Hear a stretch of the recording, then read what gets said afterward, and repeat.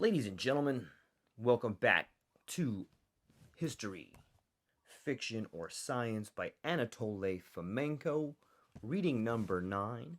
Today we're going to get into the astronomy that moves the ancient horoscopes into the Middle Ages. We're going to talk about the method of unprejudiced astronomical dating, a brief account of several examples of Egyptian zodiacs. It's gonna be a good one. Astronomy moves the ancient horoscopes into the Middle Ages, the medieval astronomy. The naked eye can see 5 planets: Mercury,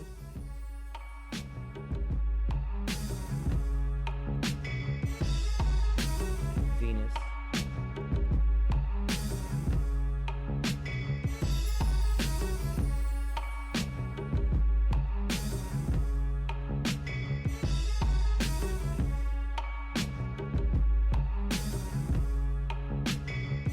Mars,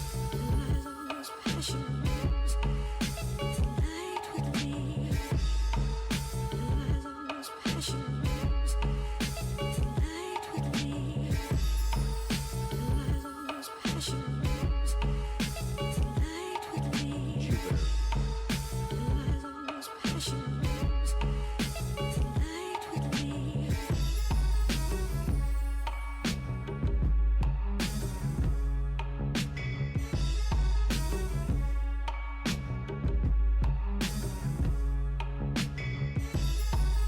And Saturn.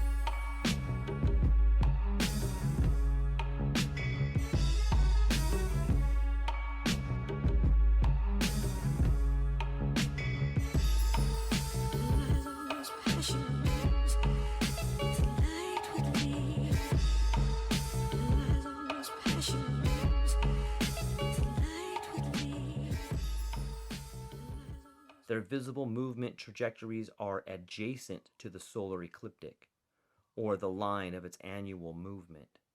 The very word planet means wandering star in Greek. Unlike stellar motion, the movement of the planets is relatively fast.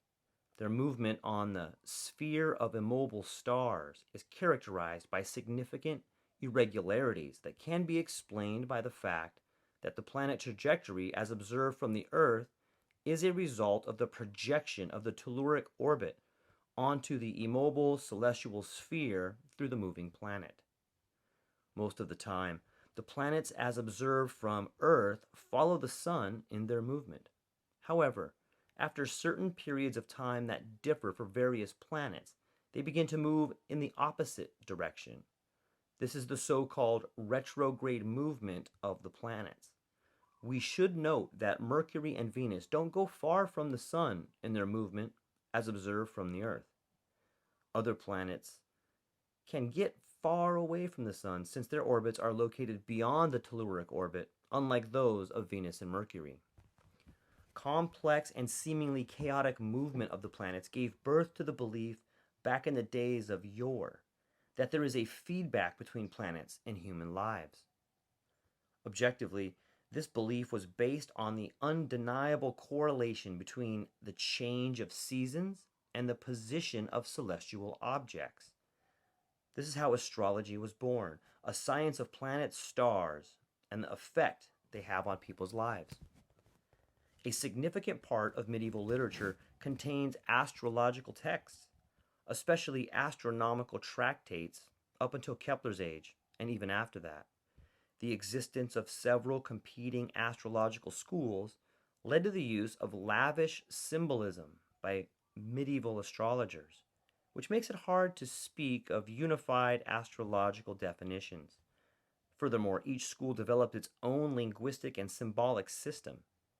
However, we shall soon see that many countries have, surprisingly enough, used a more or less uniform astrological symbolic system for zodiacal constellations. For example, this can mean that astrology was born relatively recently, in the epoch when the means of communication between the astronomers of different countries had already been developed, well enough to provide for regular information exchange and a similar astrological language in Europe and in Egypt, for instance. I would like to pause there for just a moment. There is a fascinating book called The Adam and Eve Story. This particular book is incredibly relevant for multiple reasons. I've begun to do a series on them and I'll put them in the show notes. The reason this particular book is relevant is that it is the story of cataclysms on our planet, and it would give a theory, an alternative theory to why the history we've been taught is made up.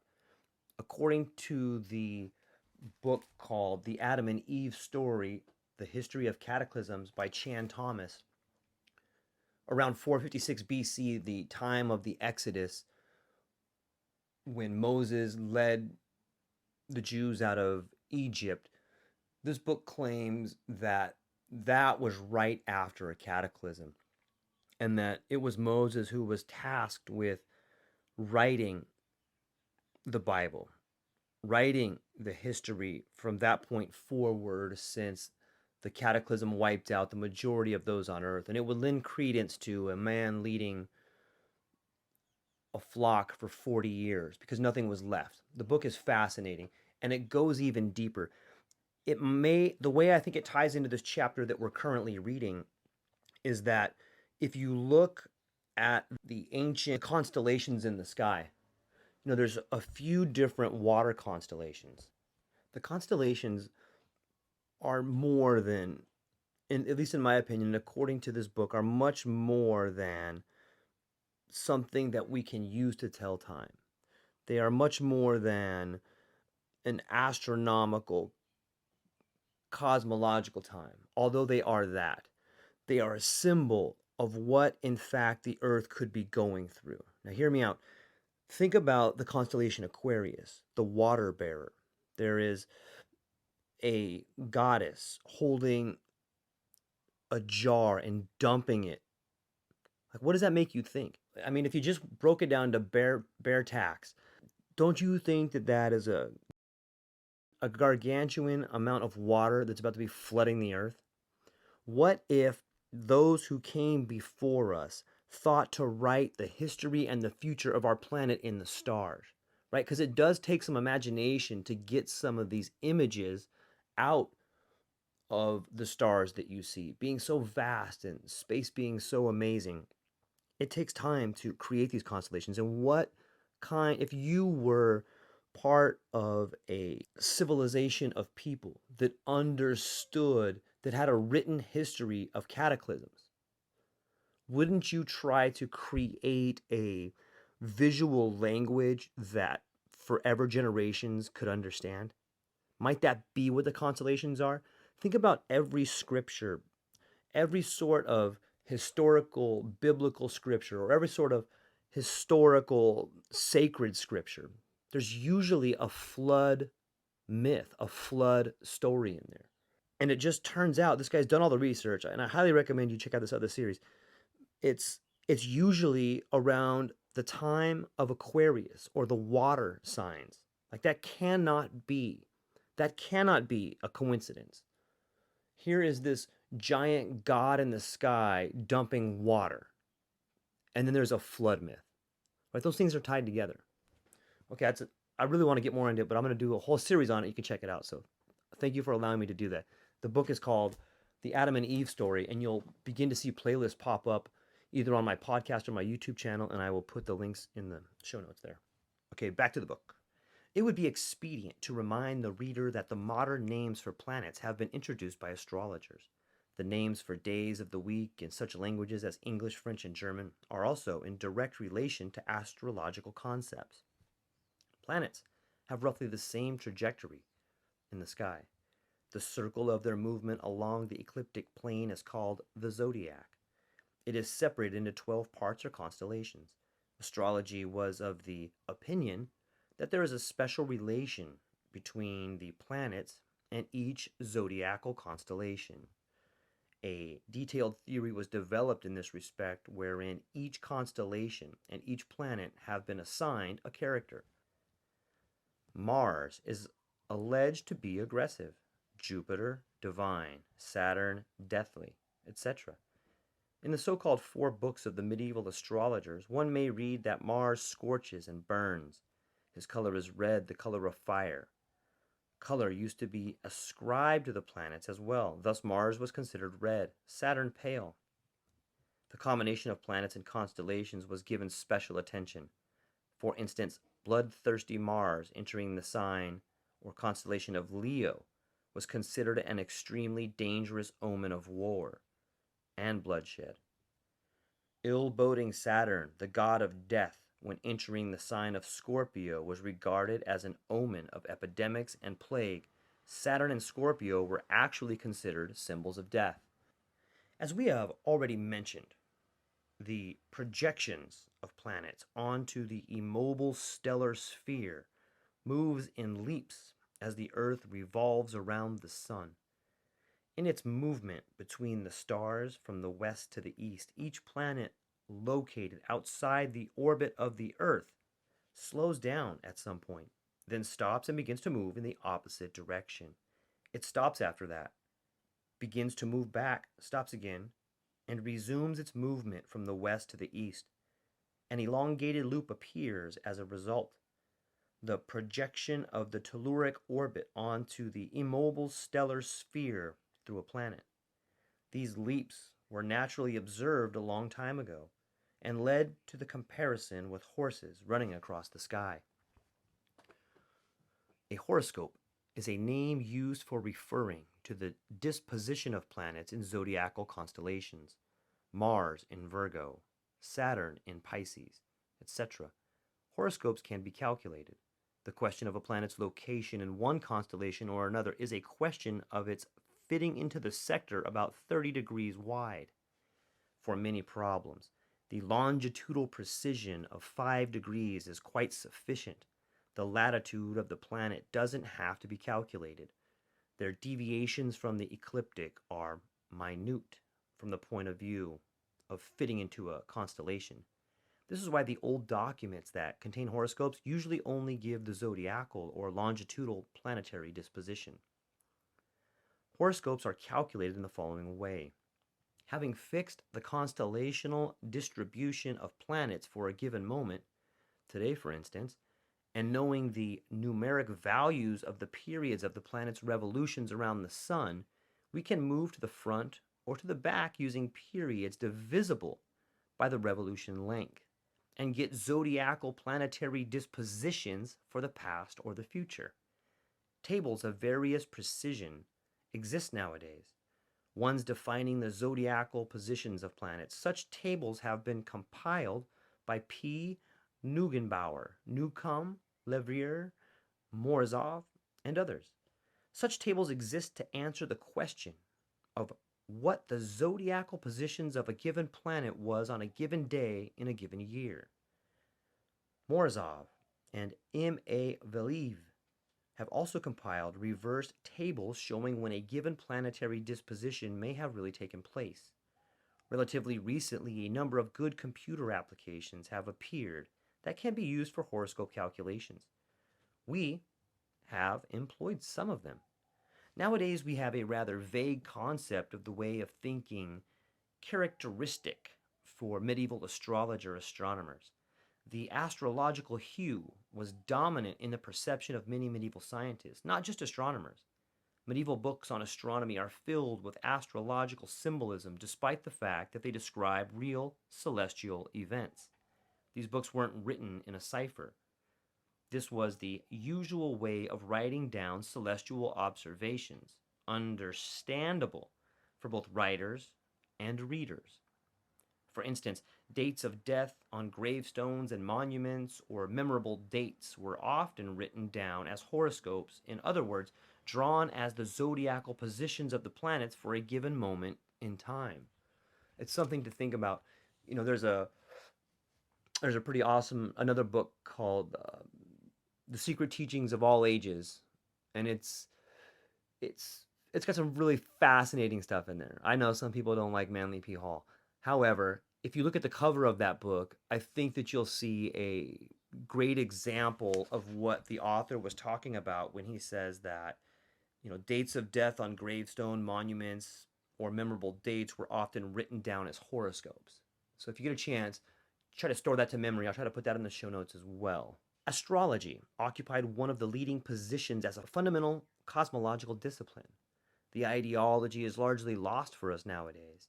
That is why the understanding of such books requires the knowledge of the symbolism used therein. An ideological overview of medieval astrology is given in 849, for instance. Traus Lund, a specialist in history of religion, gives an illuminating description of the medieval Western European scientific Weltanschauung. Weltanschauung.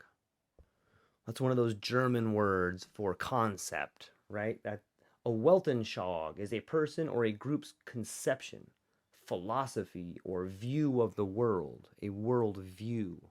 I've always kind of envied some of the older languages that have the ability to paint pictures of concepts in the minds of others, like Schadenfreude or Weltanschauung. There's a really fascinating hypothesis called the Sapir-Whorf hypothesis, and that is, it's kind of like it's linguistic determinism, and it argues that without language, there is and can be no thought. And it plays really well into the degradation of the language today. If you think about like ebonics or slang or changing pronouns, like by changing the words we speak to other people, we're changing the thoughts that we have. Or better yet, by dumbing down the language, we're changing the thoughts that we can have. That's why vocabulary is important. Back to the book. This is what Traus Lund writes about planets in particular. Quote, such strange movement could only have been interpreted as a manifestation of will, as proof of independent life. The opaque celestial dome rotates above all of this, and it has stars affixed to it in figures bearing semblance to animals. Unquote. This was nothing but astronomy transformed into a religion. Thus happened the birth of art and science that would never fail to attract human attention for centuries to come, and considered the crown of human knowledge. Think about those words. Astronomy turned into a religion. Yeah, think about that. Like, if you, as a group of elders, want generations to forever understand the pending doom of the flood that's coming your way, would that not be a sacred doctrine? Hey, dummies, don't ever forget this. This is sacred. Why is it sacred? Because you're all going to die if you don't remember to look for Aquarius. And then as humans, like we always do, hey, let's turn this into art and science. We got away from the actual meaning of what those symbolic representations, these constellations, are actually for. These are to tell us what's about to happen to our planet. Instead of remembering that, we decided to draw them fancy and begin to tell other stories that no longer really held the true meaning of what these constellations are. We decided to, we thought that astronomy and astrology were the wacko things that people derived out of meaning, but maybe science, maybe some of the science is actually the wacko things that are the derivative from the true meaning of astronomy.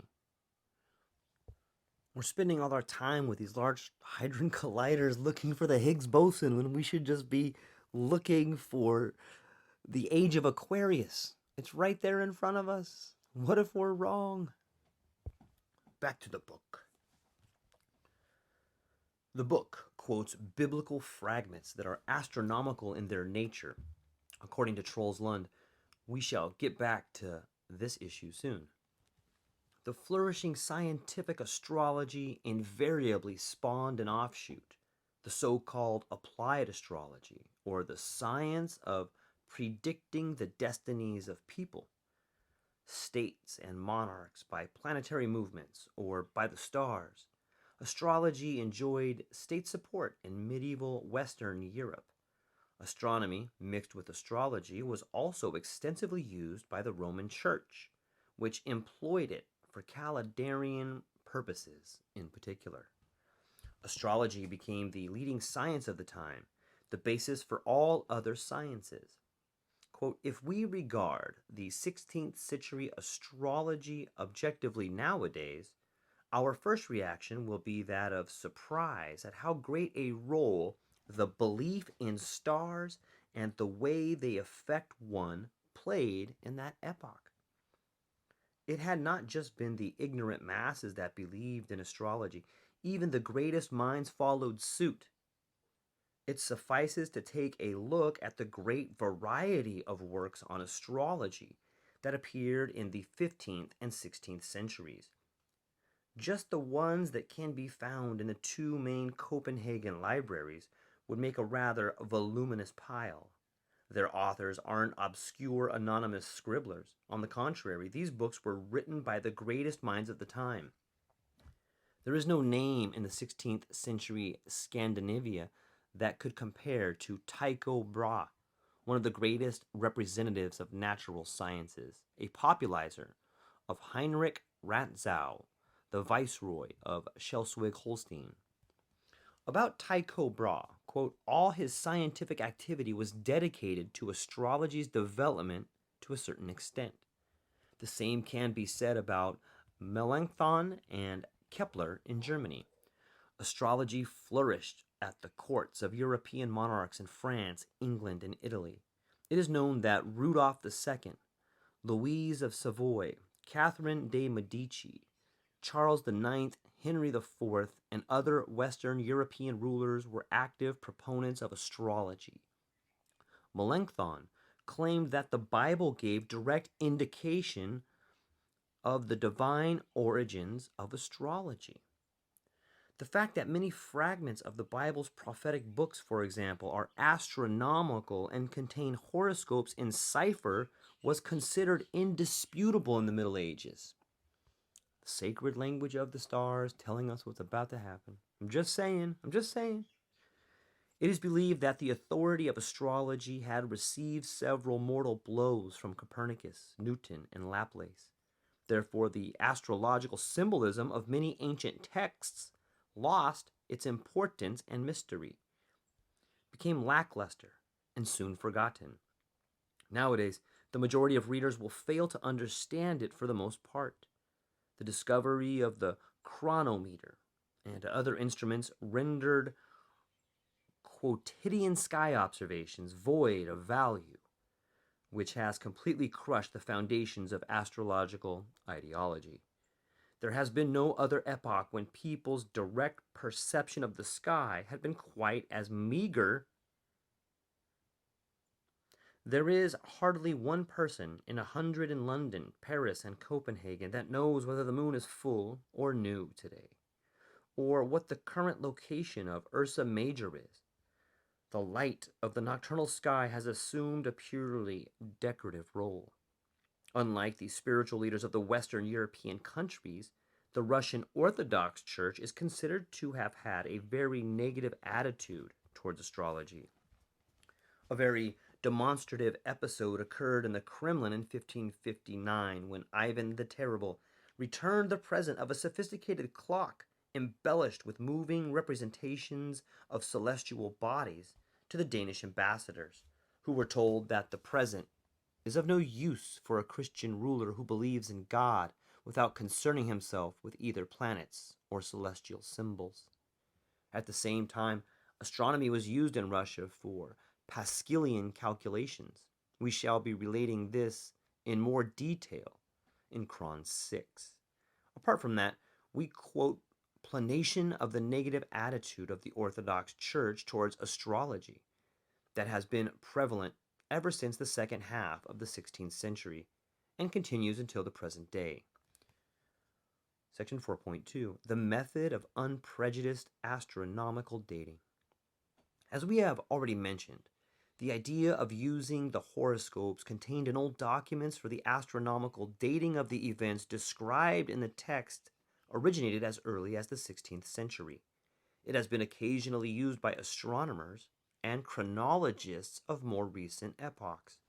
If some document contains a horoscope, then the use of theoretical calculation tables for reference can allow for the attempt to select a fitting horoscope whose astronomical characteristics would satisfy the description of the old document. A certain date would be the result of these calculations, or a number of dates in case of several astronomical solutions, which will happen if the description is vague or incomplete. However, the practical use of the apparently simple idea ran into great practical complications, whose reasons were far from astronomical. The culprit was the existing Scaligerrian chronology. Perhaps they should say the scoundrel was the existing Scaligerrian chronology. N.A. Morozov had discovered that under the pressure of Scaligerrian chronology, the astronomers of the 17th and through the 19th century had to resort to arbitrary fittings to a greater or lesser extent in order to make the, quote, historical tradition, unquote, that they believed in correspond to the results of their astronomical calculations. The thing is that the astronomers of the 17th through 18th century, in an epoch when Scaligerrian chronology had already been shaped. Therefore, the principal historical reigns, wars, characters, etc., were distributed across the time axis by historians for the most part. This is why astronomers had already known the approximate datings of old texts, that they needed a date astronomically from historical chronology.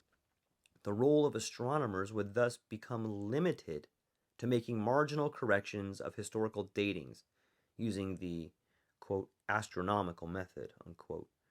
If the astronomers failed to find a precise astronomical solution in the necessary epoch, they preferred to question the old document's exactness and not historical chronology. In such cases, astronomers usually utter something along the lines of, "The scribe must have made a mistake putting Saturn into Pisces, since it has to be in Virgo, so that the events described would fall over the 5th century BC. Correcting Pisces for Virgo, the astronomers ipso facto confirmed the opinion of Scaligerrian historians who dated the document to the 5th century. N.A. Morozov's great achievement is that he was the first to question the consensual historical chronology and not the astronomical reports contained in the old documents. He suggested extending the search interval for astronomical solutions so that it would include the entire historical epoch up to the Middle Ages. However, even N.A. Morozov wasn't entirely consistent and usually preferred not to venture further in time than the 6th century AD. It turned out that the accurate use of the astronomical method reveals dates that are a lot more recent than the ones offered by Scaliger. Furthermore, in some cases, the new dates turn out to pertain to the late Middle Ages. All of this is notwithstanding the fact that the astronomical results obtained by Morozov cannot be regarded as finite. Being certain that only the ancient chronology had been incorrect, he was gullible enough to have trusted the medieval chronology beginning with approximately 300 to 500 AD. This is why he usually failed to research the entire possible time interval, most often contenting himself with attempts at finding the solution in the period between 2000 BC and 600 AD, and only occasionally further into the Middle Ages. Morozov most often did not consider the latter epochs between the 14th and the 18th century at all. He was of the opinion that the, quote, ancient, unquote, eclipses and horoscopes could not possibly have moved forward in time to such an extent that they would end up in the 13th or even the 17th century AD, thus moving forwards along the time axis in his search of astronomical solutions. He would most probably stop at the first one that fit. This is why we treat his astronomical results as preliminary when we report them. It is possible that if we carry on with this unfinished research, we shall find astronomical solutions that will be a lot more recent and occasionally more precise. However, we can already state the following with certainty. If new and more precise astronomical solutions are really found, this is the case with the Dendera zodiacs and the apocalypse. They shall be even closer to us than the ones found by Ine Morozov, since he had already analyzed the period between the antiquity and the 6th century AD. Section 4.3 Many ancient astronomical observations may have been theoretically calculated by late medieval astronomers and then included into the ancient chronicles as real observations. One should not forget that in the creation of the correct history according to Scaliger, the chronologers of the 16th through 17th century often turned to astronomers, asking them to perform calculations of some sort. We have already mentioned the heavy astrological influence that the medieval science was subject to. The astrological schools of the 15th through 17th century may have occupied themselves with solving such scientific problems as the planet disposition during the coronation of Justinian I, who lived in the 6th century AD according to the erroneous opinion of the medieval chronologers, with astronomical astrological methods. Another problem they may have been busy with was giving exact datings to the lunar eclipses of the Roman Empire epoch that the medieval chronologers had already erroneously ascribed to the 3rd through 6th century AD. Yet another one may have been the estimation of the Easter Sunday in the year of the Nicene Council, whose erroneous dating of allegedly the 4th century AD was already calculated theoretically a few years earlier in the 16th through 17th century. All these astronomical calculations were slyly included in the final editions of ancient chronicles. All of this probably happened in the 16th through 17th and even the 18th century. It was a great body of work which would have been useful in the chronology created by the medieval historians had been correct. However, the chronology proved erroneous, and so the medieval astronomers aggravated the mistakes of the historians, calculating planetary dispositions for the 6th century AD, when Justinian I is supposed to have lived, and entering something like, on the day Justinian I was crowned, the planets were in such and such constellations, into the chronicles.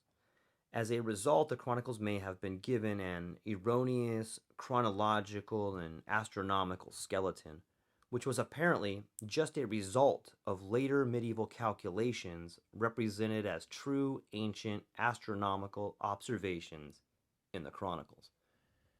Yeah, it always makes me think, whenever I hear people just full of bullshit, I always think about the time Obama had gone to South Africa and he was meeting down there for the funeral of Nelson Mandela. I think it was Nelson Mandela. I'm not sure. And on stage, they had a gentleman get up, and then he was accompanied by a man who knew sign language. And as the official was speaking, he had his sign language ambassador there. I mean, he was throwing out signals and moving his hands. And it became obvious that the person who was signing didn't know sign language and was just flipping his arms around all crazy. That's probably how a lot of science goes down in places where you're pressured to do things. I can look at our society today where we have people that are like, I need you to get on this, finish it now. And you realize, like, dude, this dummy doesn't know that I don't know, so I'll just make it up. Afterwards, this partially erroneous and partially falsified material rigidified, gathered some authority dust, and reached us in this exact form. Our contemporaries, both historians and astronomers, read ancient chronicles and rejoice to find astronomical data in them. The alleged observations, fruits of theoretical calculations of the 16th through 18th century, are dated with modern astronomical methods, and everybody is clearly brimming with satisfaction with the results obtained concur with Scaligerine chronology. Thus, the chronology of Scaliger Petavius receives additional proof, which leads to a vicious cycle. Of course, one occasionally finds discrepancies with modern astronomy due to the fact that the astronomical calculation methods of the 16th through 18th century, those dealing with past dates, were imprecise and a lot worse than the ones currently used. Upon locating such discrepancies, modern astronomers patronizingly correct the ancient observer, which creates an even greater illusion of the veracity of Scaligerine chronology. What should one do when the results of modern astronomical calculations radically contradict the Scaligerine chronology? In such cases, modern historians start talking about the ignorance of the ancient observers. Our new results show that medieval chronology can only be trusted from the 16th century on. One needs to perform an even greater body of work in the field of finite independent dating of eclipses and horoscopes present in written sources. According to the latest research, N.A. Morozov, his astronomical solutions are often complemented with new, considerably more precise and recent solutions scattered across the interval between the 13th and 16th century. Okay, ladies and gentlemen, I think we're going to leave it there for right now. I hope you enjoyed this particular version of History, Fiction, or Science. We really got into some astronomical dating and had a lot of fun with it. The next episode will have a lot more images from the actual book, and we're going to get into some Egyptian temples and some astronomical dating in the ruins of the old world. Looking forward to it. Aloha.